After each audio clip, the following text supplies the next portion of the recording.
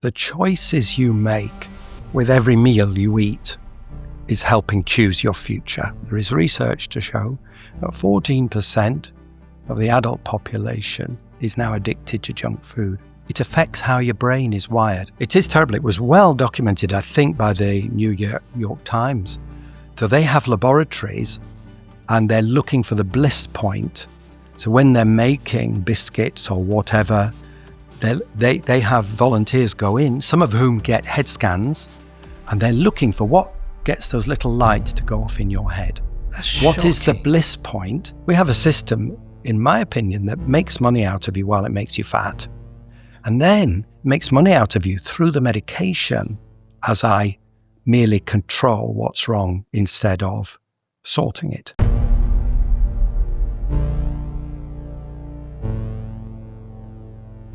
Welcome, David. Welcome. Good to meet you. Thank you. I can't remember who recommended you to me. Somebody recommended you and said you cover too much politics. You need to get into some other subjects, and I highly recommend getting David Unwin on the show. And so I did my research, and I think it was for two reasons. I think one, I think you're fascinating and a good person to talk to. Be good for the audience. I think they were also thinking of what I've got going on here. I was just looking at your tummy there and thinking maybe we could do something about that. I'm a bit overweight, David. I once got into really good shape, running every day. Got down to about 12 and a half stone. But it was a time when I was vegan, and I know you're not a fan of that, but I was very healthy. And then I put my back out, and I slowly just got bigger and bigger over the last 7 years. There's a little thing there that could be wrong. Do you believe that the lack of exercise is why you are larger now? Is that a belief that you have? No, I think it's diet. Thank you. I think it's a mixture of lifestyle and diet. Mainly my lifestyle is so busy that I don't plan my meals. So when I got into good shape, when I was a vegan, I took a year off work. So I made every meal fresh. Now it's like today we had a big bagel at lunchtime and we're rushing around. Sad. Yeah. But I know it's completely down to personal discipline. All of this is down to personal discipline. I dispute that as well. I think we talk far too much about, because if it's down to personal discipline, how does that feel for you? Does this mean you're lazy? Does it mean you lack discipline? And if that is so, how is that for all the listeners that are overweight? Because my message is not that you lack willpower, that you're somehow weak. I think that is almost a dangerous statement, and it's really bad for people's self-esteem to believe that there's some kind of an inevitable consequence of their lack of discipline. Because I think there are some other major factors. We're getting ahead of ourselves here. It's the choices around us, isn't it? It is the choices around us, but we'll come back to this. But I absolutely believe that many junk foods are addictive. Mm-hmm. And so, if you think about somebody with nicotine or alcohol, the choices they make, it's something way beyond weakness of spirit, isn't it? Yeah. And what if... So if something like nicotine or alcohol, what if those factors were similar for food? And what if your food choices were also governed by a possible addiction? Because if that was true, that would be another explanation why so many people in the UK have a big tummy and high blood pressure and all of the other things that come with being overweight. And that would be a very different thing. So you touched on politics, and I think one of the things about politics is they like to think, well, it's all down to individual freedoms. You should all eat what you like. And that's great because they can just wash their hands of you now because it's all up to you. But what if there was, if junk food addiction did exist and it was serious and many people were eating without the ability to control what they're eating? That's something far more serious. Okay, fair. Okay, so there we are. Well, look, I know it's within my control because I've done it before. Good. And I know it's a combination of the choices I make. Yes. With the options in front of me. Yes. that I don't always make the best choice. We will come to that. Let's go back a step, and I'll use myself as the patient for this. I'm 46. Yes. I am probably 16 stone. I don't know what that is in kilos. I know when I was 12 and a half stone, I felt good, looked good, could wear smaller clothes. Yeah. But lots of parts of my lifestyle were better, sleeping better, all these parts. But I am 46, and every year that ticks over, I think it becomes more important. It becomes more aware to me. I need to be thinking about these things. So why should people care about this? Wow, because the choices you make with every meal you eat is helping choose your future. So as you sit there right now, I can see with my experience as a doctor, I've looked after the same population of 10,000 people for 40 years. I have seen people like you grow older, and I know there's a range of possibilities. Mm-hmm. And some of those make me sad. And that's why I do this now, because I think how much better that I speak to you now and say you could be amazing, you could be magnificent, you could be so healthy and strong. But equally, with a bigger belly brings with it an increased risk of 8 cancers. Did you know that? I didn't. I assumed cancer, but I didn't know. 8 forms. Okay. Colorectal I've seen colorectal cancer going up and up in my practice, and it's occurring at a younger age, and it's linked to a big belly. The other thing is high blood pressure, which you may not have yet, but it'll probably come. My personal passion is preventing type 2 diabetes, and that starts with a big belly. So you see, you have a spectrum of futures that really interest me. And being a doctor is about making a difference. It's like being a magician, because I sit in front of people like you, and sometimes the magic really works.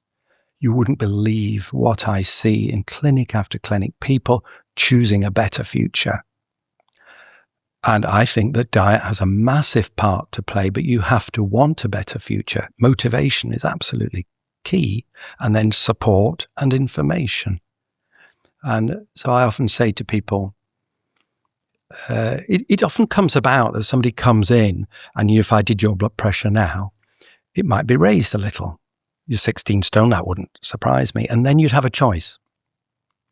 Only normally, or nearly never, would you be given that choice. So if I found that you were maybe pre-diabetes, or if I found your blood pressure was up, I'd be saying, right, this is really interesting.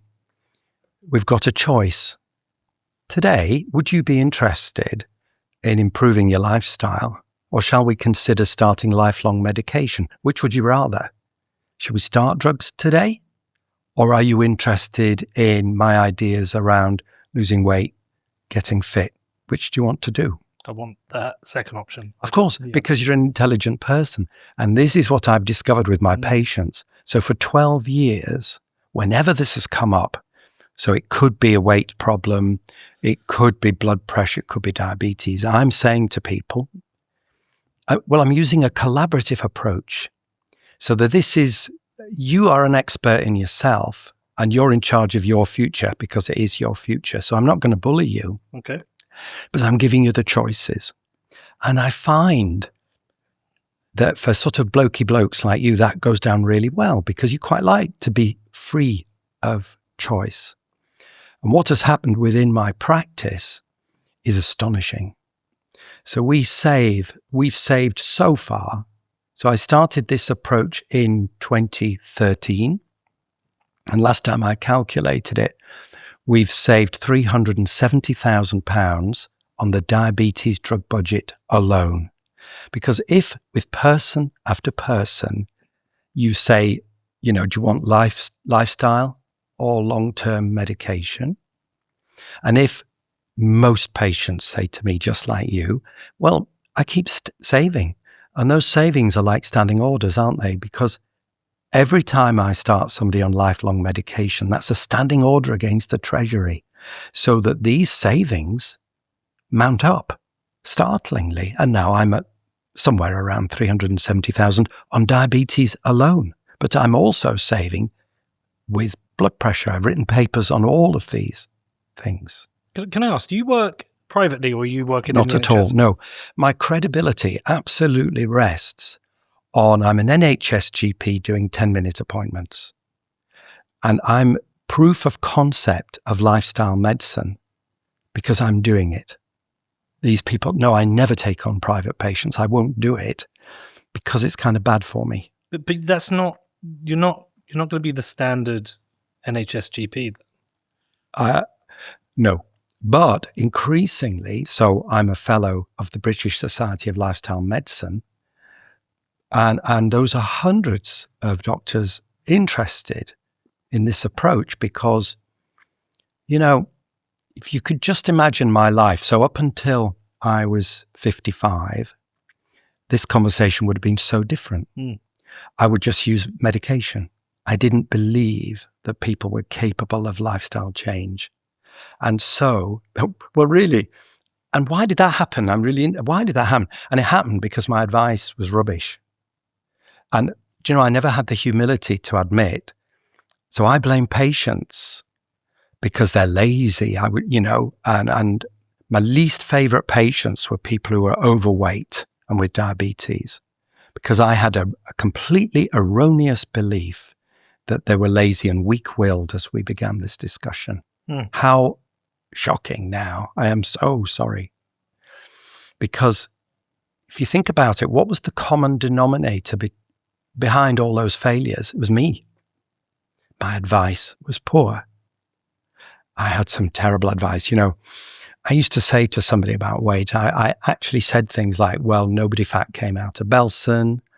And I used to suggest the most horrendous diet. I'd say, right, I'm going to put you on this diet. And I think it was 2 pints of skim milk a day and a tablespoon of all bran and a vitamin tablet.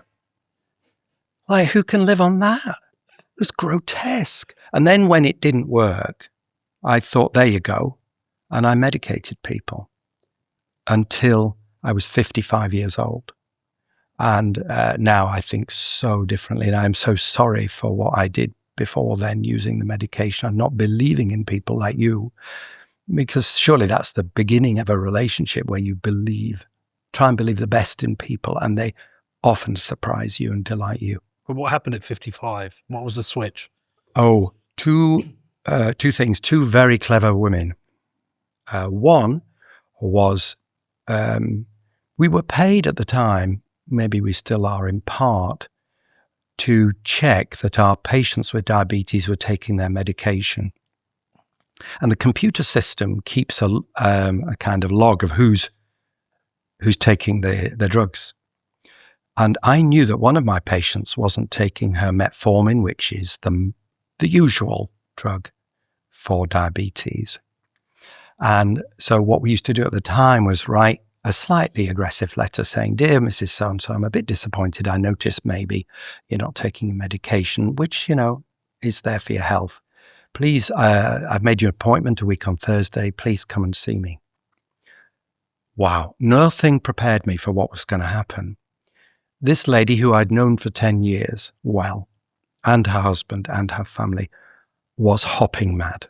She came in hopping mad. And if there's one thing, you know, old doctors, you fear complaints. They're messy. They take time. And she was clearly going to put in a grievance against me. And the basis of this was, well, Dr. Unwin, for 10 years, you've given me that metformin, and now you're going to tell me off because I'm not taking it. But actually, when you do my blood test, you will find my blood sugar is completely normal because I have completely reversed my diabetes without your help. The reason I'm not taking the metformin is I don't need it. When we did the blood test, she was correct. Her blood sugars were normal. She didn't need the metformin. Then, when that was a second appointment, she said, "Dr. Unwin, when I met you last time, you know, I was upset really because you didn't seem very curious about what I'd done. And I'm wondering whether you're medically qualified, because my problem as somebody with type 2 diabetes is basically sugar. And a schoolboy knows that starchy foods like bread, like potato, like rice and breakfast cereals all break down into loads of sugar. That's O-level biology. Have you even got O-level biology? I was scared, but she'd made an absolutely accurate point. I might have mentioned sugar, but I never once mentioned starchy carbs. And that was one woman. So she had me really, really interested. And it turned out she was part of 40,000 people online putting their diabetes into remission, but being criticized and ridiculed by healthcare professionals across the UK. And I suddenly saw this is a terrible, terrible injustice. Because these people were getting good results. Yeah. And doctors like me were shroud waving and say, well, you'll probably die because you're not taking the medication. Then we have to come to the second clever woman. That was a very clever woman. The second one was my wife. She is a consultant psychologist, so she specializes in behavior change.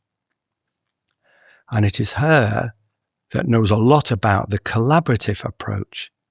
Don't tell people off if you want them to change. She said to me one day, so how's it going, David, with your approach? Because telling people off, how does that go? And the truth is, people go and never come back.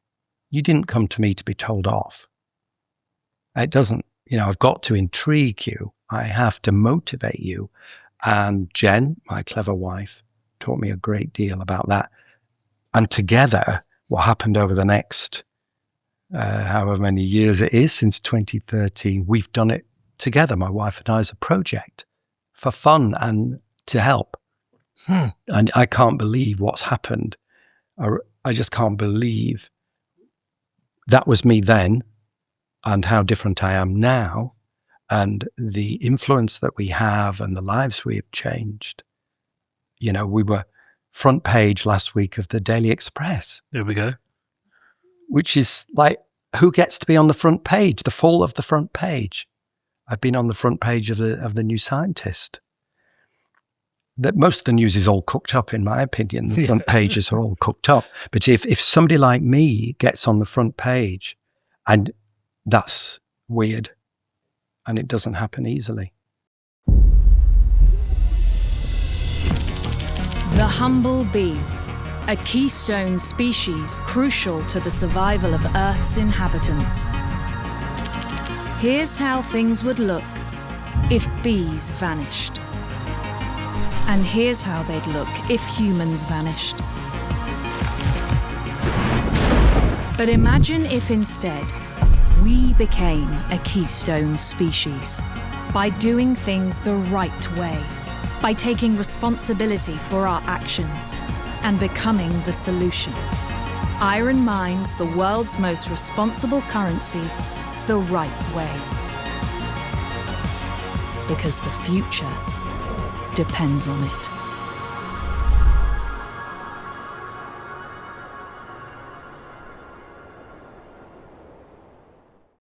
Did your lifestyle change alongside this? Oh, completely. And that's a really good question, because I was like you, only older. So I thought I just gained weight because of age. See if you can find any old pictures of David, Con. See if we can find it. I was very careful. There were one or two, but I was what you actually do is suck your tummy in, don't you? And just at the top. And I used to get away with that. Now even sucking in, I've still got a belly sticking out. So I think in common with very many people.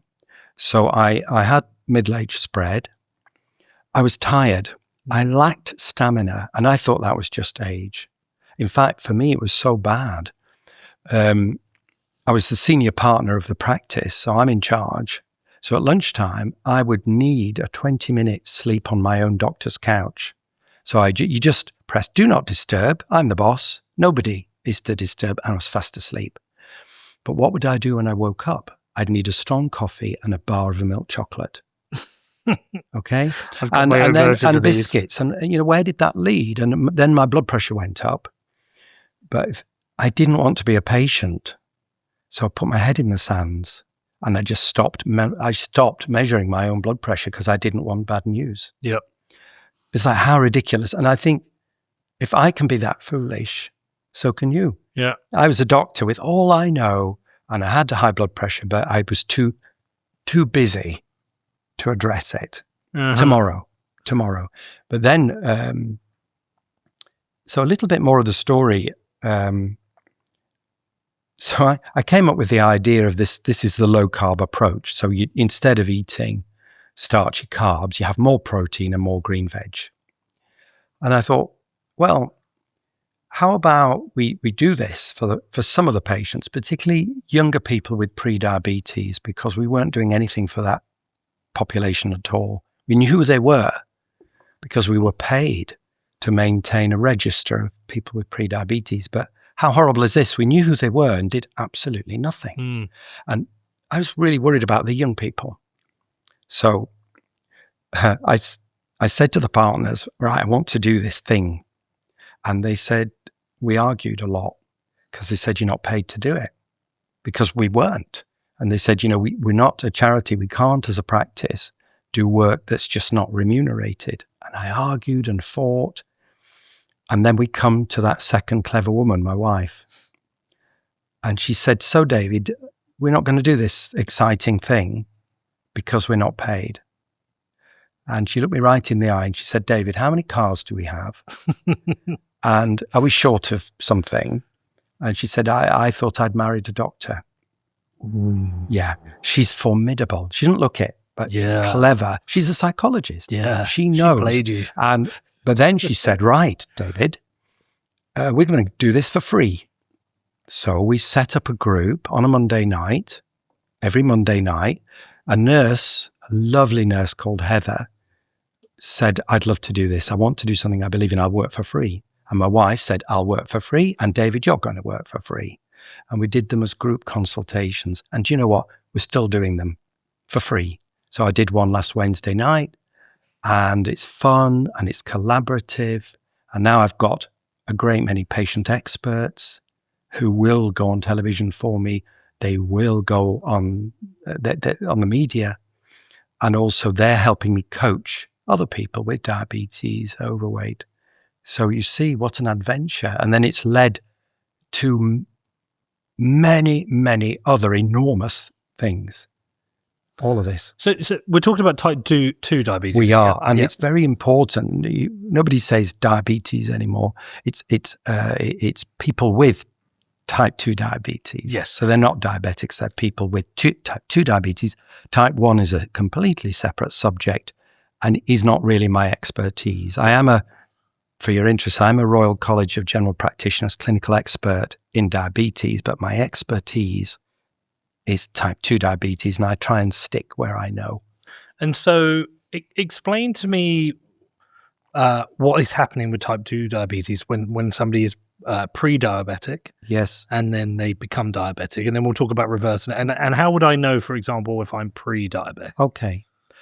Do you know, there's something else we must touch on before then, the context. Mm-hmm. So the context is not just an epidemic of type 2 diabetes, it's a pandemic. Okay. It's an absolute pandemic. All over the world, doctors like me are struggling to cope with the sheer number of people with type 2 diabetes. And I can illustrate this with my own practice. When I started, so I'm a GP north of Liverpool in Southport. When I started there, we audited everybody with type 2 diabetes in the whole practice just a month after I joined them as a partner.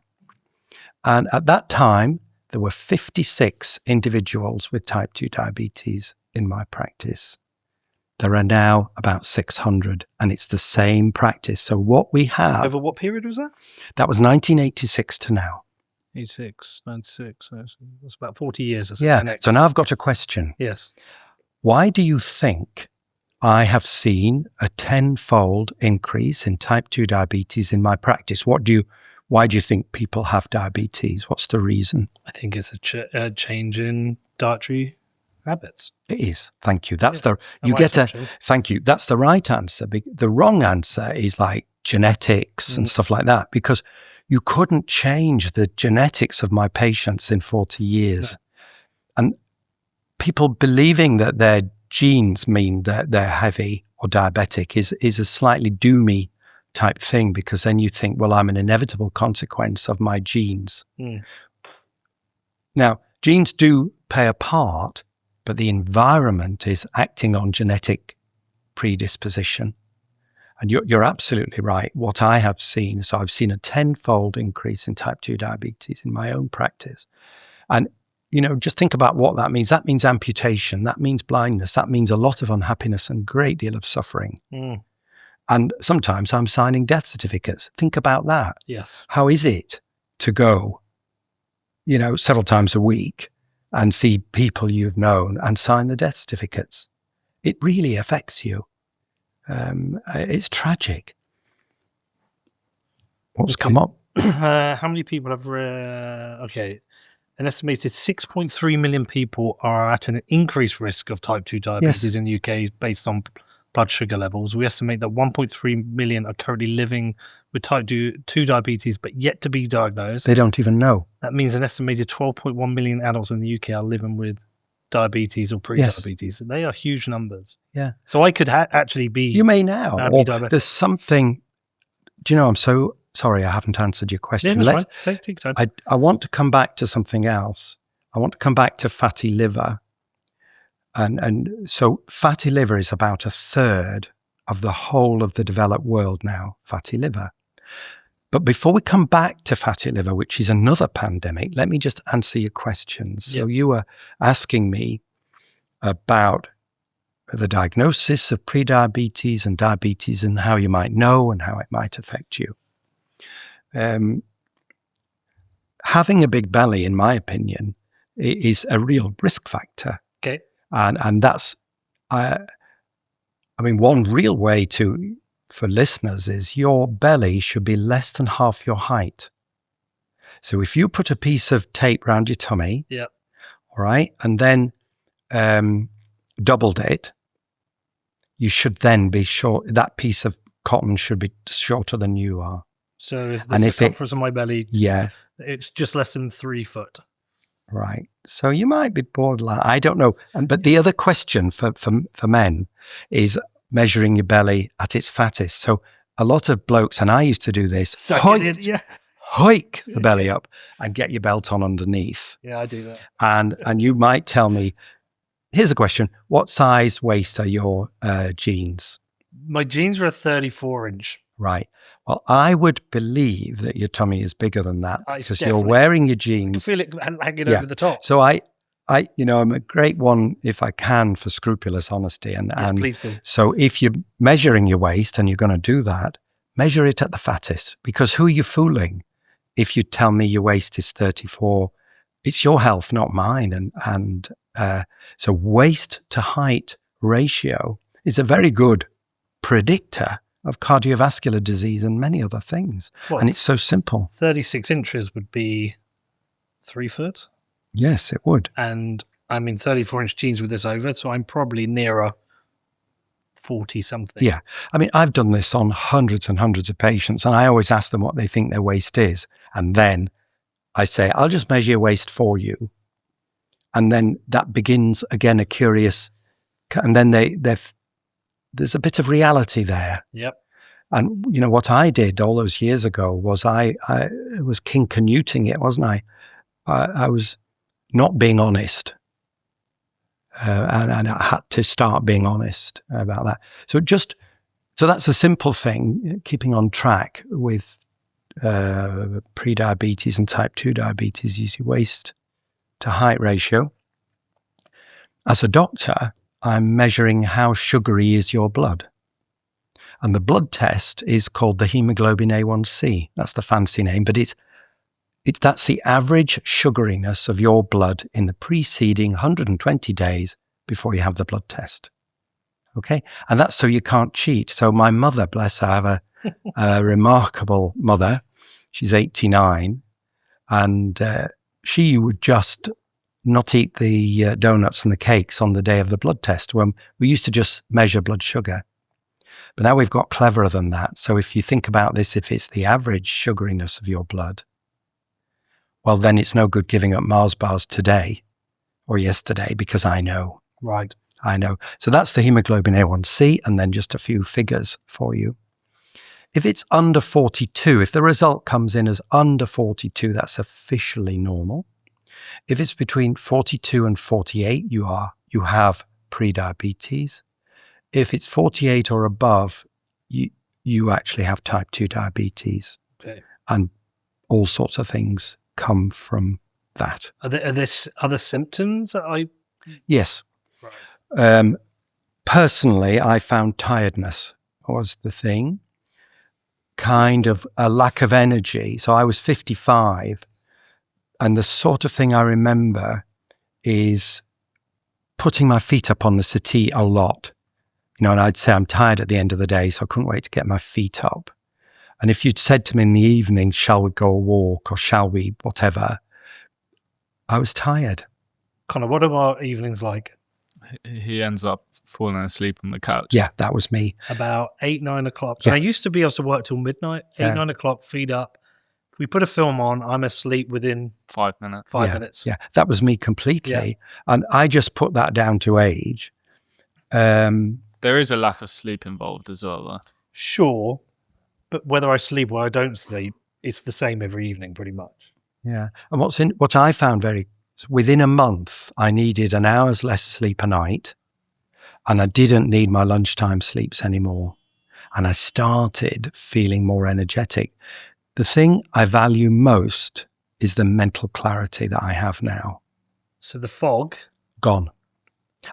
You don't know it's gone till it's gone. I didn't know I had mental fog or what that even meant. And when patients tried to tell me, of course, I wasn't even curious.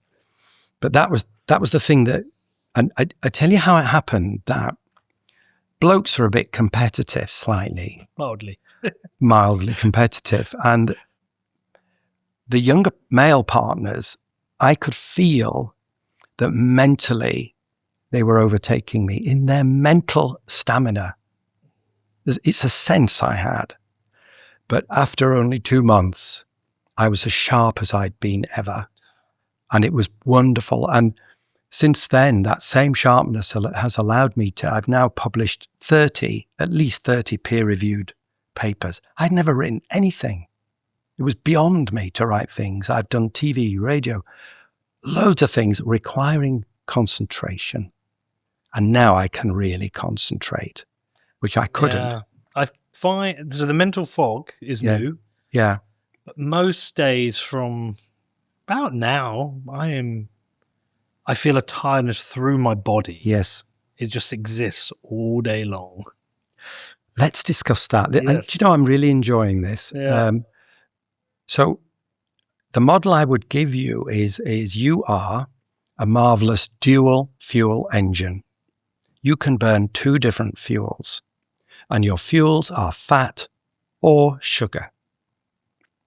However, one of the things with getting a bigger belly and some of the things with age for some people is your insulin, the hormone that regulates blood sugar, may not be working quite as well.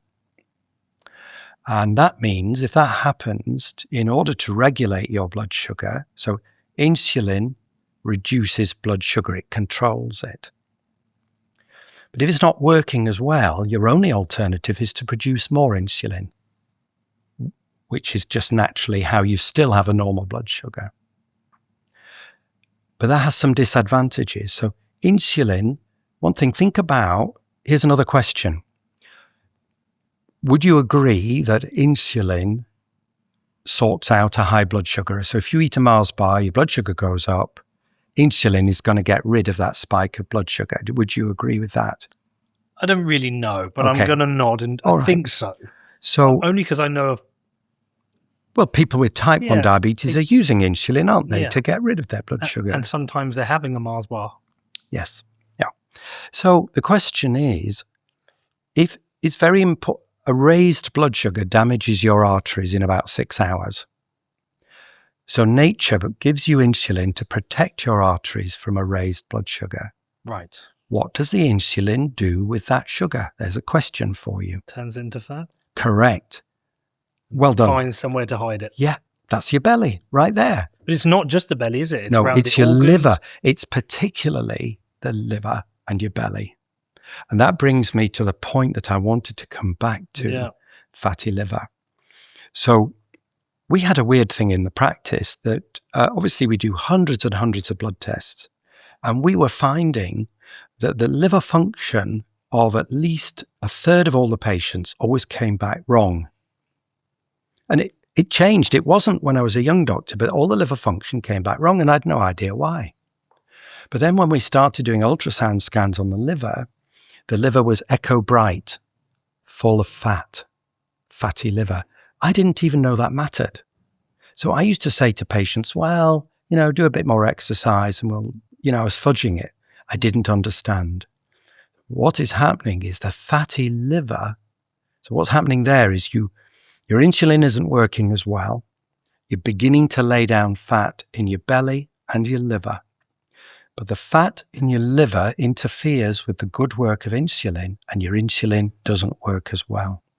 It becomes a flywheel. Yes. Yeah. You can see, and there's another thing that happens is you start laying down fat in your pancreas gland, the very gland that's trying hard to give you enough insulin.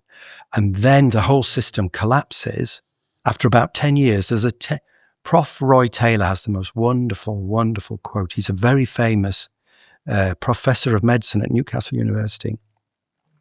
And he explains there's a long silent scream from your liver, 10 years before you actually become diabetic. And people are not listening. And liver function is important, and your big belly is important. And fatty liver is a third of everybody you know. It's a third of your friends, of your family, of everybody we know. And increasingly it's children. So I am seeing type 2 diabetes in people under 20. That was completely unknown when I was a young doctor. We called it maturity onset diabetes. It was supposed to be old people. And when I was in 1986, we didn't have a single patient under 55 or 60 with diabetes. And the youngest I've got now is 12 years old. This is how serious. This is why I'm so passionate and aggressive about this, because it's very serious and people's lives can be impacted really badly by this, and they've no idea what's doing it. And it's the food supply. Are there symptoms of fatty liver I would be aware of? Not really, apart from possibly the tiredness. Yeah. And the bigger belly. That's what I had. And also this raised insulin. So if your insulin isn't working as well, then the way you compensate is by producing more insulin, which has a name, hyperinsulinemia. It's a posh name for that. But actually a high insulin level tends to cause high blood pressure. So it's one of the causes of high blood pressure. And I've written a paper. People always wonder about that, but we've known since 1927 that insulin is one of the major causes of high blood pressure. And I've published a paper on it. Mm-hmm. It's open access. If you look me up on Google, it's a paper with Professor Brady and Scott Murray and my own name. And there's a paper on blood pressure there for anybody that's interested. So this is really a public health crisis. Massive. It's internationally. Yeah. I don't go to any country that's not facing a crisis. Either they're struggling to afford the drugs for diabetes, or insurance companies are struggling. So it might be a country that's struggling to pay for the drugs, or insurance companies are really struggling to pay for the drugs. Or some countries like India, what happens there is, I don't know, have you got a dad? Yes. Right. Well, what happens there is, you love your dad, and the doctor in India says, well, your dad needs these expensive medications to keep him alive. And you say, but I haven't got much money. And he said, well, you'll have to borrow the money, or you mortgage yourself to keep your dad alive. Which you would just do. Which you would do. And you have, how terrible is that? When maybe dad just needs to eat less rice, maybe but there's a lot more money in dad using insulin or drugs. And I see this as an international thing. And how we're not really looking at, seriously, we're not looking at the cause. Why? How is the answer to the epidemic of type 2 diabetes or obesity the fat jabs? Or, how is that the answer if we're not looking at the true cause? What do you think of those fat jabs, the Ozempics? That would be a good hour. I've done some lecturing on this and written, I think, for the Telegraph and the Daily Express on it. And okay. Is it a sticking plaster?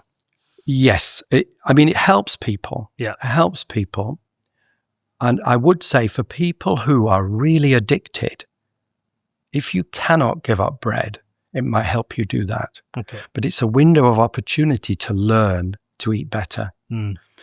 But, let's not forget, in the British Medical Journal, it was published that 82 people have died associated with these jabs. Did you know that? I did not know that. Exactly. So many things upset me in the modern world. So, if we're being grown-ups, I'm telling you the pros and cons of that. You come to me, say, I wondered about the fat jabs, and we should discuss the pros and cons, shouldn't we? Yeah, of course. Of course, you say. And you would say informed consent was right that you have before you do this injecting yourself. And that is not what's happening. You'd never even heard that 82 people have died. I've had a patient in intensive care very, very ill. So on this podcast, you are definitely hearing me talk about Bitcoin a lot. Well, why? We live in a really strange time with governments driving inflation with their reckless spending and endless money printing. There is a way out of this. There is a way to protect your money, and that is by stacking Bitcoin. I've made loads of shows about Bitcoin. You can go and research this. You can go and read the books. But the truth is, it is the hardest money ever created. If you are interested in protecting your financial future, it's time for you to get on the Bitcoin train. I've been stacking Bitcoin personally and through my businesses since 2017. It's protected me, it's secured my family's future, and it also strengthens all of my businesses. So if you want to start stacking Bitcoin, where do you do it? Well, for me, it's with Gemini.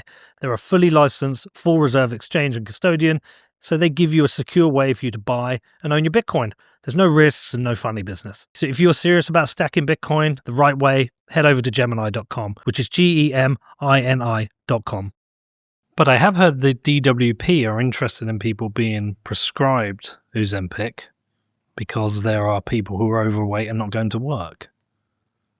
Again, shocking. Shocking. Absolutely horrifies me because, again, it speaks to the belief that overweight people are lazy or whatever, and then you're going to medicate them to solve them. It's callous and inhumane and wrong, and it medicalizes those people. So yes, I do actually use the injections very carefully, but I try a low-carb diet first, and I have published a paper with Tro Kalayjian, who's an American passionate doctor like me, and we got, using the low-carb diet, better results for patients with diet than you get with using the fat jabs. So we beat them at 1 year. So they both work, and I have patients who use the jabs and they benefit, but you need to have informed consent. You need to know what you're doing. Now, at the moment, you can only have them legally for 2 years. So what are you going to do after the 2 years? Think it through. What will happen to you? Yeah. The evidence is you'll regain the weight. The other thing, really key thing, is sort of why. One of the recurring themes for me is being curious about why people are ill. What's the true problem? Because if we, as a public health thing, if we don't understand the true problem, then the fat jabs, is that going to help? How's that going to go? How can, preventing diabetes, type 2 diabetes, I think would be good. Can that be done with drugs? No, not really. Also, are we going to use these jabs on young people? Do we know what happens long term? I've no idea. You've got a son. How would you feel about us giving him an injection? How old is he, your son? 21. Right, he's 21. You love him. Yeah. And He's all right. He's all right. But shall we do an experiment? Should he be an experiment? No. Shall we medicate him or inject him when you have no idea?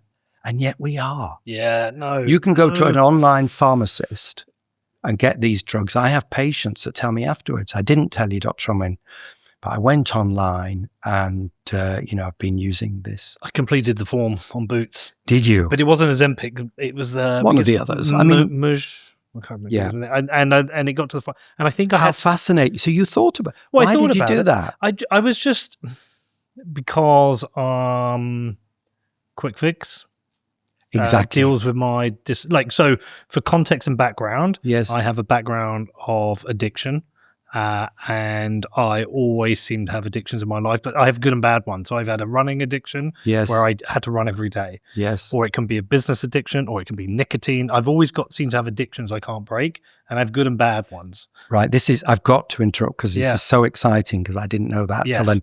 Did you know that my very, very clever wife is a world expert on food addiction? She's probably, I would say she is the world expert on food addiction. We need to get her in here as well. Then. You should. Yeah. And tomorrow, the reason I'm in London is so my wife has a charity, which your son knows all about, that I told him about, the CHC, and we are running an international conference 2-day in the Royal College of General Practitioners, starts tomorrow. Okay. And we are flying in the cleverest people in the world on the subject of ultra-processed food addiction, because that's what's going on tomorrow. Wow. And we've raised £50,000 of charitable money to pay to get these clever people in. And there's 2 days. Maybe you should come because I think we have more interviews tomorrow. What a pity. There's Friday too. What will the presentations go online? Yes. Yeah, they're being recorded. Yeah. But can we just touch on so this is part of what I learned. So initially people did really well.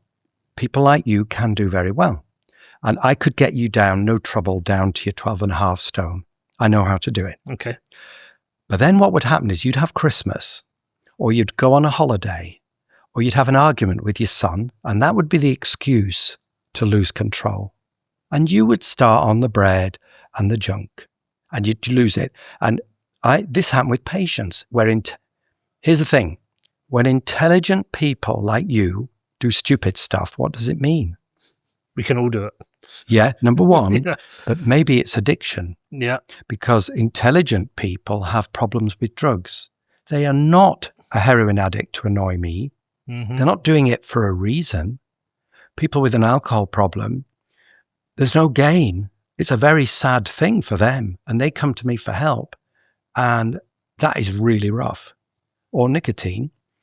So when intelligent people do stuff they know can harm their health, think about addiction.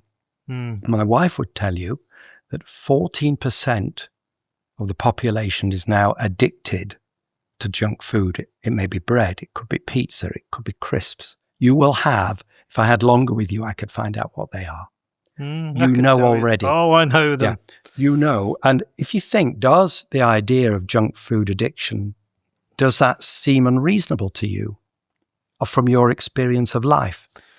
See, it's funny, having been through various addictions, I've never thought I actually have a junk food addiction. I just think I take shortcuts for meals.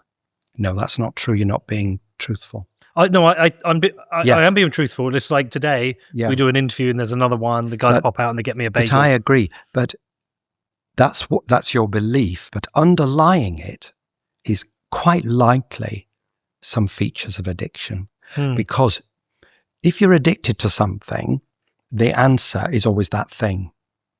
So if you're addicted to biscuits and I feel a bit stressed, which I was. So for me, why was I eating milk chocolate? Why did I eat so many Jaffa cakes to a point where I ruined my health? I believed I was stressed. I believed that I couldn't plan for meals and that I was busy and I lacked energy. Those were my beliefs. But behind those beliefs was something far more sinister. And it wasn't until I tried to give them up. Do you know, it took me a year to properly give up biscuits. A year. And my wife kept saying, what is wrong with you? I remember one time I had, we did our own on-call at night, and somebody rang me in the middle of the night, and my dad's collapsed. Please come right now. My wife found me in the kitchen eating biscuits. She said, why are you not in your car? And my response to stress, before I could go, was eating these biscuits. And that was addiction. Only I didn't spot it because I justified it myself. Anyway, 14%, there is research to show that 14% of the adult population is now addicted to junk food. It affects how your brain is wired. Get my wife on, she'd explain all this to you. It's to do with dopamine, serotonin, all these things. Yeah. And it gives you, so what you get from the junk food is a very brief comfort, but it doesn't last long. And then gradually you need more and more of that. Yep. And that was me with the biscuits. So why did I eat the biscuits? Because it just gave me that little tiny fix of energy that I needed to face a very difficult situation. But what I hadn't realized was I needed biscuits to face a difficult situation, whereas 10 years previously I didn't. And that is how addiction, that's the hook. It's no different from alcohol, like, no. Oh, I need a drink. Not at all, exactly, or cigarettes. Yeah. I remember my father was hopelessly addicted to alcohol to an extent, but cigarettes.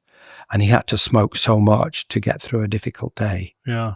And he couldn't function. He had a heart attack and came off cigarettes, but he was a monster to live with because he was without his fix. Yeah. He couldn't function.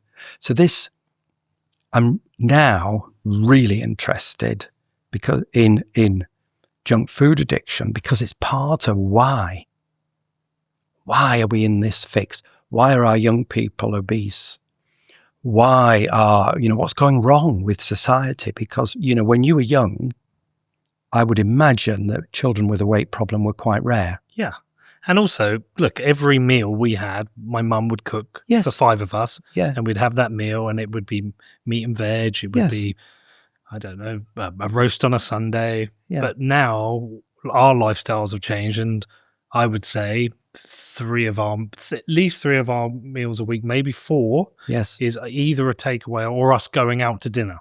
Yes. And going out to dinner is still, it's not as bad as ordering a pizza, but it's still kind of a takeaway. There's a luxury there. There's a drink you have with it, or a dessert. And I think the other thing, when we were young, snacking was frowned upon. My mother would say, you're going to spoil your tea. Yes. And so she wouldn't let me snack. I was only allowed sweets on a Friday night. So I remember after school, we went via the post office. That was once a week. That was it. Yeah. Fast forward, I don't know, you're too young to have grandchildren yet, but maybe work in progress, young man, work in progress. I'm ready. Yeah. But what you'll find when you go to school now is you'll see a third of the children are not what you saw. Yeah. They're overweight. And with children, we reward them, don't we? With chocolate bars, with biscuits. Well done, have a bun. It's Christmas, have this. It's Easter, have that. You did well in school today. And psychologically, if you wanted to train a dog, what would you do? Treats. Exactly. Yeah. Pavlov's dogs. Yeah. Only now it's Pavlov's children. Think about that. It's so serious. And so my wife and I have set up 2 charities. The first one is the Public Health Collaboration, where we are worried about the quality of the advice around public health. That's our Public Health Collaboration charity. So we have international conferences, there's lots of information. So there's 2. That's the first one. What is the quality of the advice that you get if you go online or if you question a healthcare professional? Do you come away from it knowing what to do? Second point is the second charity is the food addiction charity, hence the thing tomorrow, where at the moment, here's the thing. So at the moment in the world, first of all, a question, would you say that food addiction seems reasonable to you, that there are people in the world eating that know it's harming their health? Is that reasonable? Well, yes, because I will eat things that I know harm my health. So it's reasonable that food addiction to you as a construct, as an idea, sounds kind of, well, it's probably right, and you maybe eat stuff you shouldn't. Yeah, absolutely. Well, here's a surprise for you. So let's think about the World Health Organization and addiction, or indeed in my own practice. So if you come to me with a nicotine addiction, I can offer you help. Alcohol, I can help you. Drugs, I can help you. Food addiction, according to the World Health Organization, does not exist. Therefore, you cannot get help. And in fact, you've just invented it, right? Against this is the fact if you come to me with gambling addiction, where there isn't even a substance, the World Health Organization agree that gambling addiction exists. So my wife is fighting the World Health Organization. That's what this conference is about. She's publishing. She's got now a consensus on what is food addiction, and she's lobbying the World Health Organization.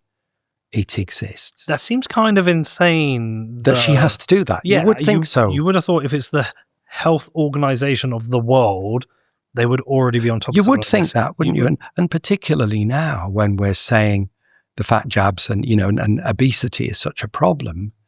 And so in clinical practice, just about nobody's surprised when I say, do you think you could be addicted to some of these foods? Are you eating them despite knowing it's harmful? And they go, yeah. And yet the World Health Organization are going, but. But does that mean you don't trust the World Health Organization? Are they corrupted? Now that's a big thing. I don't know. I shouldn't say what I don't know. Yeah. But I dare say there are reasonably powerful people who do not want ultra-processed food addiction to be acknowledged. Well, if you are a manufacturer of a fat jab, yeah, and making billions of pounds, dollars selling the fat jab, if you don't have a supply of fat people, you don't have a market. Exactly. So, and again, there's supermarkets and there's so on and so forth. That we have a system which it's really funny. It makes money out of you. This sounds awful, really, but we have a system, in my opinion, that makes money out of you while it makes you fat. And then makes money out of you through the medication as I merely control what's wrong instead of sorting it. We just went out to Ibiza on holiday as a family. Yeah. And there was a little supermarket near us, equivalent size to, say, a Tesco's local. Yeah. And they had a butcher in there. Yes. With 2 butchers working on it. They had a fishmonger in there. They had endless fresh fruit and veg. But I looked at the butcher and the fishmonger. I thought, we used to have a butcher and a fishmonger at Sainsbury's. And when I say Sainsbury's, I'm on about the big superstore near us. Yeah. They don't even have the butcher or the fishmonger anymore. They have it packaged on the shelves, but it's not the same. It's not the same. And I think... But sorry, can I add to that? Because I was like, look at this, Connor. Here they have... Look at that quality food. Look at the quality of food. But I think there's another psychological element there in that you would go to the counter, you would look at the big slab of meat and say, I want 3 ribeyes and I want, some salmon. But if you're now going to a cabinet and you're buying a packed ribeye, you're conditioned that everything you buy is in a package. Yes. So there's like a psychological change there. There are many, many different factors behind this, but they've all led in one way, which is, the supermarket is very convenient if the food has a long shelf life. Yes. It's very, and then if you were if I wanted to make money, the way to make money out of making food is you want a long shelf life to please the supermarket. You want to package it so you can stack it. You also want to use cheap ingredients. What are cheap ingredients? Well, water's a cheap ingredient, so stick some of that in there like they do with the bacon. But also, sugar is a very cheap ingredient. Yeah. Carbohydrate, so wheat flour, is very cheap. So protein is never cheap. And so one of the things I'd say is I see a lot of people not getting enough protein. And yet protein is how your son's going to be ripped, isn't it? How do you make muscle without eating protein? And many young people, they're having so much sugary drinks, crisps, that they're not actually getting much protein. If you think, so they could have breakfast cereals before you go to school, sugary, and they're like sweets, aren't they, those breakfast cereals? Yeah. Or croissants, Yeah, or toast, or all of crumpets. that. And then when you get to school, you might have it. They sometimes have a snack, and then mid-morning, the snack. What's your lunch? Sandwiches, that kind of thing, crisps. So you've had sugar with your sugar. It's just sugar all day long. And then when you get home, your mum's busy because she's working. So there's your pizza and chips. There's your Domino's, yeah. So you just had just sugar all day. Where was the protein? Where was the green veg? And of course, children will, if you give them an opportunity, as you know, with your own kids, they will just eat crap. Mm-hmm. And your mother disciplined you a little, didn't she? And I bet you weren't allowed your pudding till you'd had yours first. Or my father was to say, clearly you're not hungry, David, so no second course. Well, there's been this weird switch as well, in that we didn't have a lot of money, so we couldn't afford to have cupboards full of snacks and sweets. Yes. There might be some biscuits. I have a biscuit when I go home from school, but my mum had to plan to cook. My mother too. Yeah, so she had to plan to cook 7 dinners over the week for 5 people and breakfast, and we probably had cereal at that time, but she had to plan for that. It's flipped now. Some people can't afford to cook 7 meals from fresh ingredients, or they feel like they can't. Yes. And they feel like there's cheaper options which are maybe processed. It's a trap. And so, funnily enough, we've investigated this with my patients because I've done this now so many times. And you can do low carb cheaply, but you do require some cooking skills. Although, let's think about beef burgers. Have you ever made a beef burger? What, from fresh mint? Yes. From mince. Yeah, I have. Yeah. All you have to do, it's 2 minutes while you do that and stick it in the pan. That's fast food, isn't it? Yeah. Mince is cheap. So you could do beef burgers, then you could get frozen beans and add some butter to them. So it's all doable. Yes. Okay. We're making excuses. Done it. Yeah. Well, I don't think excuses is right. I think we've been very slowly funneled over the years through advertising, through many things, to forget some very important stuff about, like, here's a thought really. The most important things in our lives are our children. They are. Maybe. They are. He's all right. He's all right. Yeah. But, yes, no, just a thing. So say you had a really important car, a very, very valuable car, you'd kind of care about the fuel, wouldn't you? Mm-hmm. You wouldn't put rubbish fuel in something worth £100,000. You don't. If the person told you, this particular car requires good fuel and you'll have to pay more, you just do it, wouldn't you? Do it. But have you thought about your son in that way? Because what fuels him, he is what he has eaten. And really, so the quality of what he eats is one of the major influences on who he will become. And yet we don't think like that, do we? No. And so you're probably in the mindset of the odd treat is okay. But how often is a treat an odd treat? My mother believed it was once a week. Well, it's just not odd anymore. No, it's all day. And is this loving? Is it caring? What are we doing? And I remember with my own children, it was just, I didn't think about it. And one of my children ended up being quite heavy. And I realize now I had done that. I had done it as a child with the sugary breakfast cereals. I remember Ribena. She used to love Ribena. And she was mad because she said, "You will never make it strong enough, Dad. You're so mean." So I started making it stronger. But what is strong Ribena? It's sugar. And I never thought about my responsibility in terms of nutrition to the most important people in my life. Never once occurred to me. Yeah. And I'm a doctor. What's my excuse? It's very important that you don't lose this, okay? This is your inheritance through Bitcoin. Let Bitcoin rip. Don't rip up your Bitcoin. Set up inheritance with Casa.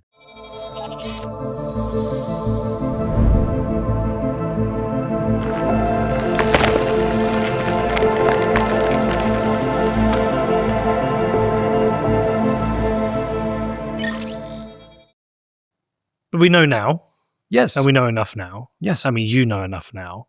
So if you're advising somebody Mhm. right now, you're Yes. advising me, Yeah. and let's say, because I don't think the goal is to lose weight. I think the goal is to change your lifestyle. If it's to lose Exactly. weight, once you hit a spot, you can come back. Thank It's you. a permanent lifestyle change, right? Yeah. The mindset is, one of my patients explained this so well, so I'll tell you what she said. She said, a diet is a thing you are on and will come off. Yes. A diet is a thing you're doing to look good for your holiday. And this lady told me, she said, this is a lifestyle. It's how you live your life. And you have to accept that. But with it comes lots of good stuff. So will I ever eat Christmas cake ever again? No, I won't. I actually have type 2 diabetes. I didn't know that I had. So you don't not have any little treats here or there? Yes, Oh, you but do? they're low carb treats. Okay. So you see, we have learned, so we've also helped write 8 recipe books. Amazing. So with a really lovely London chef called the Caldesis, and we helped Giancarlo reverse his diabetes. And he was a very heavy Italian chef on pasta and pizza and all that in Marylebone near here. And he contacted me out of the blue and said, what you do has reversed my diabetes. I don't think you understand food like I do. Let's do a partnership. Amazing. And I understand food. And I've loved, what fun to go out of the world of medicine into doing a recipe book. We've done 8. And so we can make, so I have 8 grandchildren. They're all being brought up low carb from babies. So we can do low carb cakes. My wife can make a low carb Christmas pudding. We can do Christmas parties all low carb. We've learned how to do it. But if you're type 2 I am. diabetic, I understand. Or I that- was. Well, you was, yeah. Mine is in remission. So But so, for example, with lovely Connor over there, are we Yes. basically saying goodbye pizzas forever, or is there a balance that can be struck? there is a balance. And A few. So I want to give you a new concept. Yeah. I discovered with my patients that it wasn't really their age that mattered. So the oldest person who I reversed diabetes was 92. Wow. 92 Yeah, years 92. old. Yeah. But it was worth it because it improved her quality of life because she wanted to live independently in her own home Fine, and yeah. garden. So we achieved what she wanted. So the concept is that you and I, it's not to do with how old you are. It's your metabolic age. Mhm. So because my metabolic age is quite high, because I have damaged my metabolism, I have to be very careful because I'm full-blown type 2 diabetes. So I am not going to mess with that. It's That's not fair. worth it Yeah, yeah. because I could lose vision, stuff can happen. But for Connor, he's metabolically much younger. So he could just start being sensible and going back to a treat occasionally and some alcohol and so on, but not cake every day and more protein. So, I have 2 sons. The reason, they won't mind me saying, the reason they went low carb was to get ripped because they wanted to be able to look, magnificent, and they do. I haven't Oh seen my my goodness. abs since I was 18. So. Oh, well, these boys, they changed and remarkably. But they're not as low carb as me. Okay. They don't have to be. For me, I don't know you and you're not my patient, so I can't tell you. I'm your temporary patient for now. As a temporary patient, I would do a blood test on you and find out. Or I tell you what I might do. Have you heard of these continuous glucose monitors? Yes, You can I just have. buy Yeah, and yeah. put on your arm. Yeah. So, Are those little circle yeah, things I see on that's people? right. So Ah. who was the Prime Minister that had one of those? I don't know, but I read it. Conservative Prime Minister, type 1 diabetes, wore a little white disc on her arm. Nice lady. Before Johnson, Before Johnson. a lady Prime Minister. Theresa May. Yeah. She has type 1 and you'd see a little white disc on her arm. So that you can now buy on Amazon, continuous glucose monitors, which gives a signal to your phone continuously of your blood sugar. I've heard with those, you get a little bit shocked with them sometimes. Like you could eat a couple of grapes and suddenly... Yeah, well, but if that's what's happening, and if your blood sugar goes into the read, well, maybe you need to know. I wonder if it's worth doing it for a week, but maintaining your normal diet, just so you're aware of what's find happening. out. So I think what's good about you, you're clearly curious. So I'd say try one of those and see and find out. Because the truth, find it out. I didn't till I avoided the truth till I was 10 years older than you. And by then I'd done more damage. So there's obviously some planning around the food you keep in the house, how you prepare. Yeah, what you're gonna let's eat. just go back to that really. So what we're doing But you're breaking a cycle as well. Yes, particularly if there's some ultra-processed food addiction. So what we're saying is start eating whole foods. Yes. So turn the white stuff green. So I could have a curry if you want. Why having the rice? Because that's just adding a pile of sugar. But enjoy your curry. But what about those frozen green beans you've got in the freezer? You could add that or do a stir fry or whatever. Instead of the chips, you could have. So I'd say experiment with turning the white stuff green and increasing the protein. So your breakfast could be scrambled egg and smoked salmon. Mm-hmm. That's a pile of protein right there and a good way to start the day. Try that. Or for your son, either. Instead of the cereals, scrambled egg in the microwave, not going to take you very long. Interesting. So definitely, I still come back. There is a certain amount of discipline to it. Like in a day like today, when we have an hour or two between interviews, and I'm going to need to eat. It's being aware of what's around here. It's either preparing something to bring with me, or or being aware of something around it. Exactly so. But so people often ask me, how is it my patients changed their lifestyle? And it all boils down to, are you motivated? And do you believe this thing could improve your health? Because if you believe this thing would improve your health, you'll do it. You'll find out. Yeah. You'll experiment. And if then you notice, so I would call you back, when you weigh 12.5 stone, what does that feel like? When you put on your jeans. So I'm 67 and I'm 73 kilos. So that's about 12 stone. Yeah. And I wear my jeans like, I'm 67, but that feels good. David, I've still got all the clothes from when I was 12.5 stone. You could wear them. One of the t-shirts, I couldn't believe how tight it was. Yeah, I was like, I used to wear this. Yeah. So I would say, if you believe in a thing, you're clever, you're a man of resources, you'll investigate, experiment, and try and plan. We should pencil in a follow-up in 6 months and see what happens. Have a follow-up. Also discuss it. Do you have a partner? I do. Is this person, who does the cooking, who does the shopping? But to be honest, the best person is, me and him are together all the time. Right. It's something we both need to. Right. Like, are you listening to this and you thinking, yeah, whatever, I'm fine? Or are you actually thinking, maybe I need to? Yeah, there's definitely some changes I could make. But also at the same time, it feels like the way you talk about it as an addiction, if you're addicted to smoking and you want to give up, you can never touch a cigarette again. So if your dad, if he actually is a junk food addict, which you will find out over the next 6 months if you do it, then abstinence is the only answer. But actually there is a spectrum of addiction. Some people are what you call harmful users, and they can have the odd treat and not derail. I'll give you an example. My wife is a very severe junk food addict. So we did the low carb thing in 2012. And then the first Christmas, she thought, I'll just have one day off. Cheat day. Yeah, a cheat day. She did not recover from that cheat day till May. Because for her, her mind was craving what she had. And she kept saying, Monday, I'll do it on Monday. And we had loads of arguments because I'm saying, what are you doing? And she got heavier and heavier during that time. And also she's very unhappy when she's heavy, and I love her. Yeah. So I saw her doing this thing, and she's making tray bakes for the kids. And why are we doing this? But Connor, you could be a junk food addict. Probably.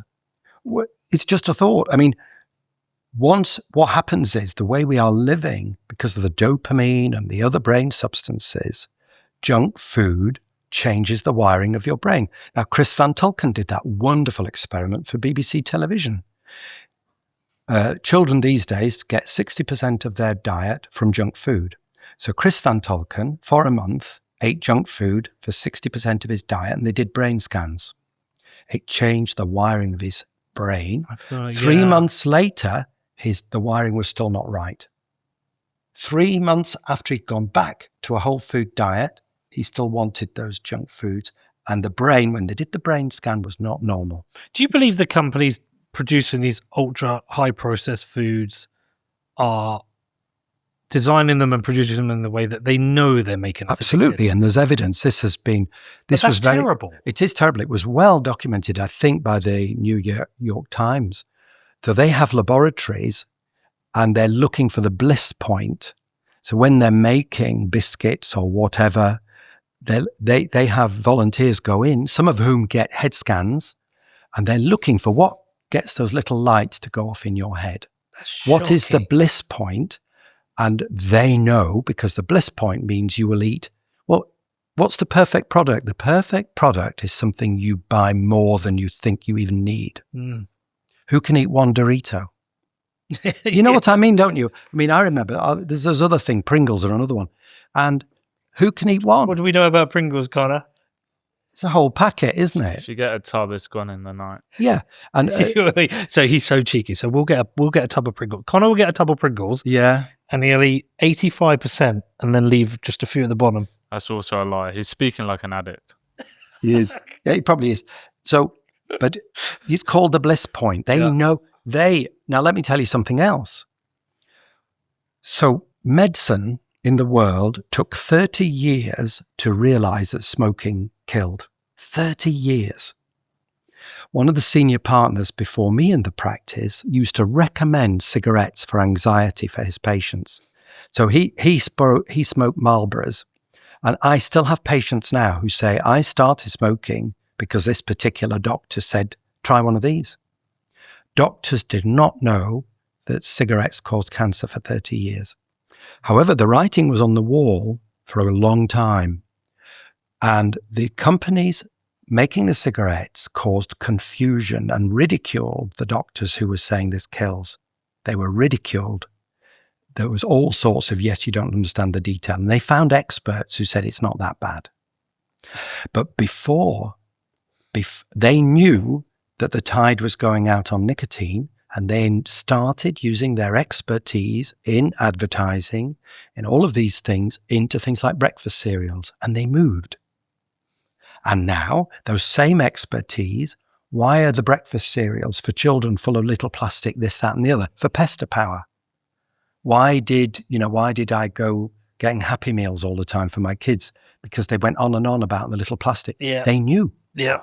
And the same expertise went across into junk food. And that's what we're fighting now. They got rid of, it's funny, you never had a time where you had the cereals with the little toy inside, did you? So it was a whole thing. Yeah. Do you even remember it, Kurt? Yeah. Yeah. So you'd get your Cocoa Pops and you would open it, and within the actual Cocoa Pops, somewhere in there would be a toy. Yeah, we used to search. You My brother and I were like, yeah, put your grubby hands in, fight through it, and you'd find a little toy. And it was like, like a Kinder Egg.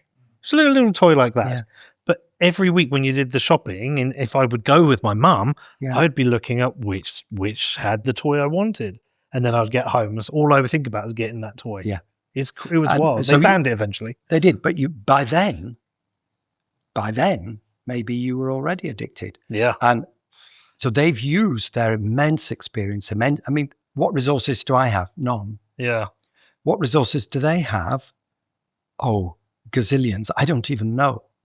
But we're now, this is all coming to fruition. And you see it in the streets. You see it everywhere. Think about buying petrol. Just look around in there. It's all addictive. It's all junk. Yeah. Yeah. Do you want to vape? Do you want to smoke? Do you want to buy alcohol, pornography, or chocolate bars? It's all there. Yeah. So if you were addicted to any of those things, it's quite, you're running a gauntlet just to pay for your petrol. Because otherwise you're reaching, aren't you, for the cream egg? Yeah. And yes, I'll usually pay for the petrol get a coffee and a packet of discos. Exactly. So you can see what I'm saying is kind of reasonable. And we've set up a perfect storm. Yeah. If you want obesity to be the national problem, and then to suggest that spending huge amounts of money on fat jabs as the answer, when what we should be doing, I mean, there's been a wonderful experience in Northumberland where for a little while, they didn't allow planning permission for takeaways in an area. They just didn't. Whereas another area, they let it go. And then they monitored the effect on obesity in children. Because every time you give planning permission for a tuck shop or a pizza place or whatever, you're affecting the health of the local population. We've known that for a while. Who do you think eats all this stuff? So I own a little coffee shop and we sell cakes. Yeah. And we've also just taken a lease on a new building to open a pizza restaurant. I feel like I'm a drug dealer now. You might be. You might be. You might be. And I just, but you're only doing what everybody else does. So I don't judge you. And I'm not sure you'd thought about all of this before I came. No, I hadn't. And I also think a pizza restaurant, pizza's not going to leave my life for now. I believe I could fundamentally change my diet, see you in 6 months and be in much better shape having had pizza. Yeah. So that's the challenge. So what I do, if you were my patient, I'm not an expert in you. You are. Yeah. If you succeed, reflect on how that feels and do more of it. If you succeed and then fail, one of the most important things about failure is to learn. And you'd say to Connor, he's going to make mistakes. Yeah. Don't beat yourself up, but don't do it again. Yeah. And I'm an old guy and I like to think I've got experience and I've learned from my mistakes. So if you do it in a success, I'm proud of you. Really well done. If you do it, it's a success, but then you have a holiday or Christmas and it all goes wrong. Why? And then you need to do things differently. And I have patients, and I can give you one example. It's probably coming towards the end of this chat, but let me leave you with this. This patient has consented for me to share this with the world. So this person has poorly controlled diabetes, and he knows that bread is giving him really major health problems. And his wife knows too. So she was in the habit of putting detergent, washing up liquid on any crust that were in the bin, because he would get up in the night and eat those crusts. But you know what? He would eat the crusts even with the detergent on. And the only thing that would stop him, so his wife came up with the idea of spray bleach. And if she would leave the spray bleach on the side so that if he did get up in the night, he didn't even try it because she'd already gone through the bin with the bleach. And that was the only thing that would stop that person. And that person struggles and struggles and struggles. And that is a very painful process for him. Really painful, because he's a highly intelligent person. And this threatens his way of life. Yeah. And very serious. And he consented in a way. It was very kind of him, because it gives you the perfect, helps you understand that this is a successful person in every other way. I want to talk to you about one of my sponsors, Incogni. And that means we're going to talk about the weird world of spam. And I don't just mean those spam emails that you get day after day from companies you never heard of and companies you've never signed up to. I'm also talking about those spam phone calls you get from those people who seem to know a little bit too much about you, trying to get your bank details. It's all a bit creepy, right? Now, this all comes from the world of data brokerage. There are companies out there collecting your data, building profiles, and sending that data to anyone who wants it, which is why when one of those scammers phones you up, they seem to know everything about you. Now, I've tried myself to get off these lists, try to get off the phone lists, try to get off the email lists. I unsubscribe from every one of these emails that comes in, but this game of whack-a-mole, it just never ends. And so this is where Incogni comes in. They do all the hard work for you. They reach out to these companies and they will get you legally removed from these lists. And I know because the last time they sponsored my show, I signed up and I didn't take the free option that they offered me. I wanted to pay for it. I wanted to see if you get value for money. And they removed me from 79 data broker lists. And so I've stayed on. I've stayed a subscriber, and I have seen a massive decrease in the number of emails and phone calls I've been getting. So it's a great service. I recommend you check it out. If you're sick of this like I was, please head over to incogni.com/Peter and sign up. If you use the code Peter, you will get a lovely 60% discount. So that's incogni.com/Peter. Look, it's a really embarrassing thing to admit, but my worst habit is I can wake up at 3 a.m. really hungry and go and make like a cheese toasty. Simple. That is worrying. Yeah. That is worrying. But I sometimes think I almost don't even know I'm doing it. You won't. Yeah, I'm conscious. Yeah. But it feels like autopilot. Yes. My wife says, she said, it's like your disembodied hand is reaching inside the fridge and you're looking at it thinking, what, why? But you can't stop it. No, it used to be worse. There were times I'd go downstairs and just like get it was terrible. Get a handful of Maltesers and just stuff my face. Yeah. But I wasn't fully conscious I was doing it. Like I knew I was doing it, but wasn't aware. Because I'm trying, like during most of the day, I can be pretty good. Yeah. But you see, that worries me and you. Yes. Because the other thing is, habits are very powerful. Yeah. So one of the reasons you shouldn't cheat. So do you think about brushing your teeth? No, you don't. And there's a book, isn't there, on this about habits. My wife would always say, it's easy to maintain a habit. So I am in the habit of being always low carb. So I don't have to worry or think about what I'm going to eat because it's not going to be bread. But you see, you've got a habit there that's quite difficult. And if you cheat occasionally, that little light will come on your head. And we're hungry through habit. It's a habit. So I only eat twice a day or once a day. I haven't eaten breakfast for years. I don't need to. I've kind of just cut it out. I'd rather lie in bed. And my habit is to not eat until lunchtime. Today, I haven't eaten a particle of food. What about things like coffee, cappuccinos? Yeah. And well, I've enjoyed. That was a delicious. Thank you. But do you worry about milks and cheeses? Well, now, for me, a latte, because I have type 2 diabetes, a latte will double my blood sugar. Okay. So I've worn the continuous glucose monitors, and that if I had one recently, because I was too embarrassed. I did a speech for all of the pediatricians, consultant pediatricians in Merseyside, and somebody very kindly brought me a latte, and I was too polite to say I don't drink that. I drank it. On the way back, I knew my blood sugar was crazy, and it doubled with the milk in the latte. That's how damaged my metabolism is. I can't even drink milk. Right. I couldn't eat an apple. I couldn't eat a quarter of an apple because it would put my blood sugar up.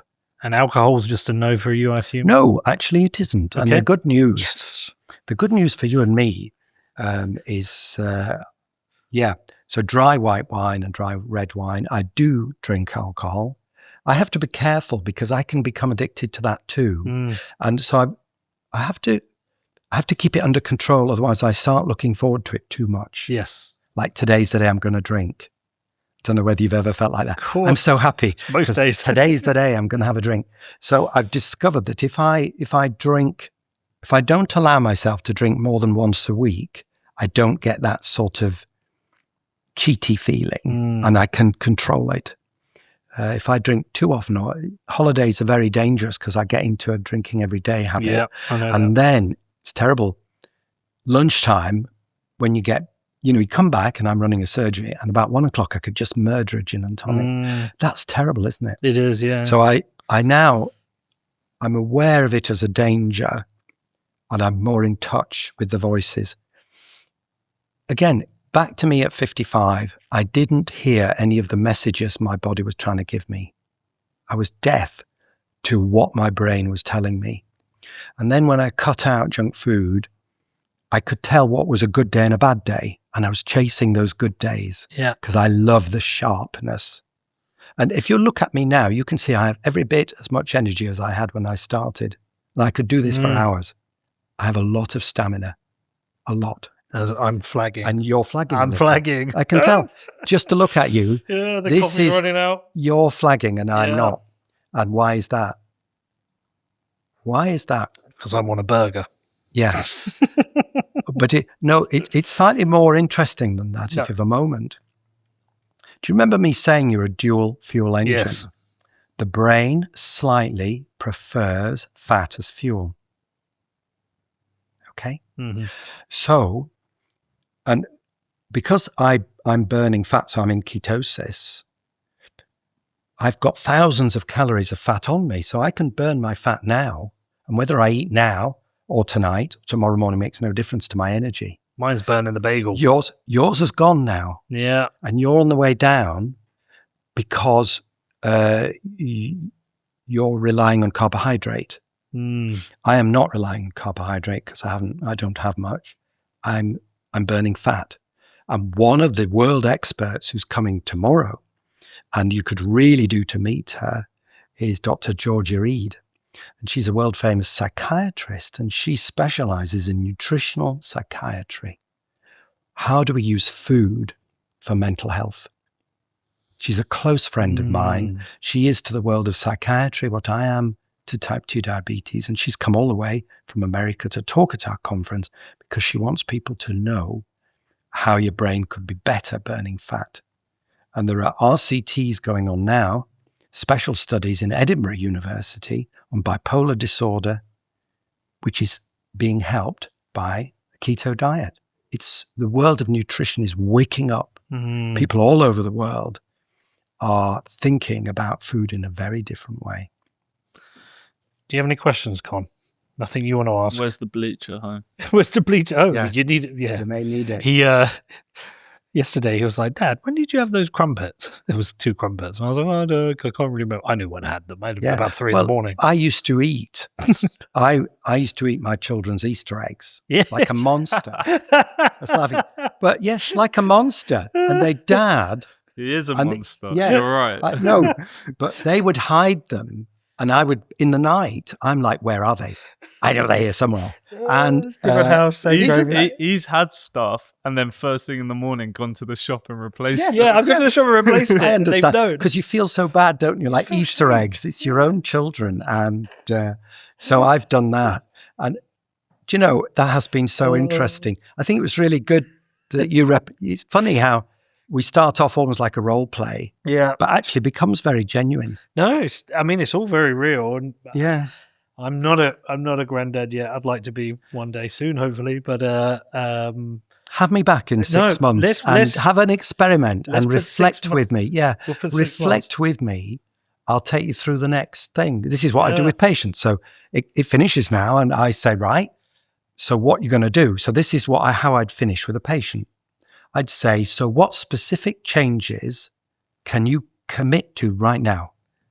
Changing the makeup of our fridge Yes. easily, Yeah. and just making my meals myself. Just And making your meals yourself. So just you're going to make it. commit to that. We're going to shake on it. yes, we're on it. Oh, okay. We'll Yeah. put 6 months. We'll check 6 months in And the diary. then We'll put it in. that's how I leave it. And then when I see you next time, I would write in the notes, that's what you've done. And then I ask, how did it go?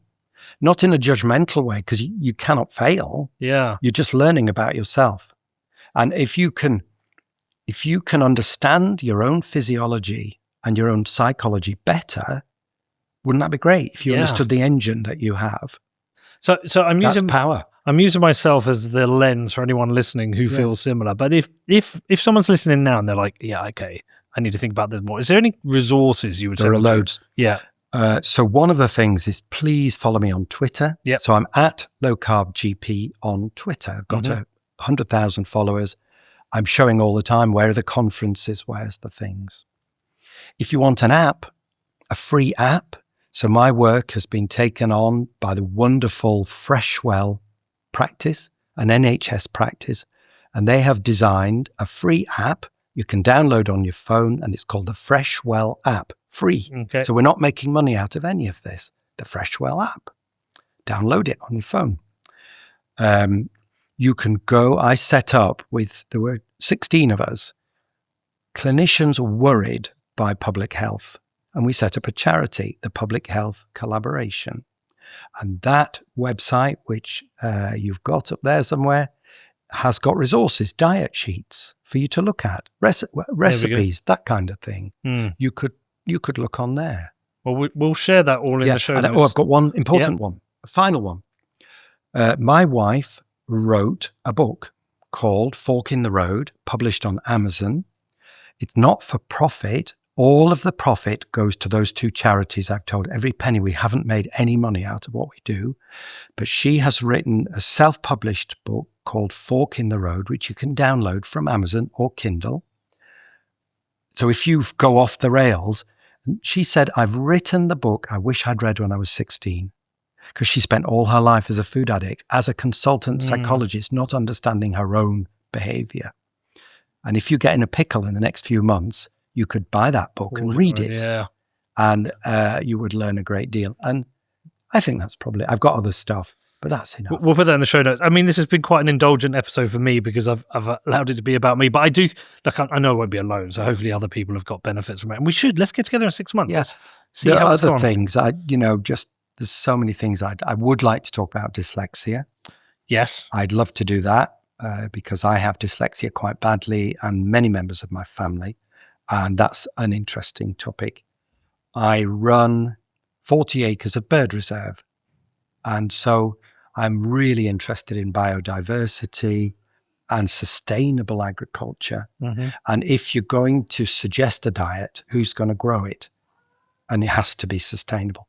So that's kind of interesting too. And so literally I've got land and we're producing food.